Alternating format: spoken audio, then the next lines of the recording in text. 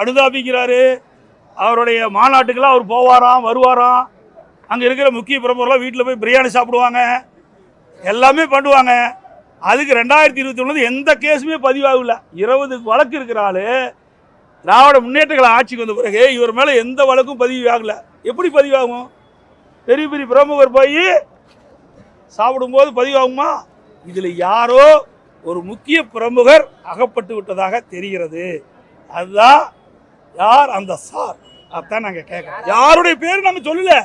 சரி, யாருடைய பேர் சொல்லல. எதுக்கு வெளியே கோவம் வருது? எவ்வளோ எரிச்சல் வருது? இவ்வளோ ஏன் ஆதங்கப்படுறாங்க? ஒவ்வொரு மந்திரி என்ன உயர்கல்வித்துறை மந்திரி போயிடுறாரு, சமூகத்துறை மந்திரி, சட்டத்துறை மந்திரி, போதாதுக்கு போக்குவரத்துறை மந்திரி, இப்படி மந்திரி மேல மந்திரிகள் அறிக்கை விடவிடத்தான் சந்தேகம் அதிகமாகுது. நாங்கள் யாரு பேரையுமே சொல்லலையே. உங்களுக்கு ஏன் இவ்வளோ பயம், எவ்வளோ அச்சம்?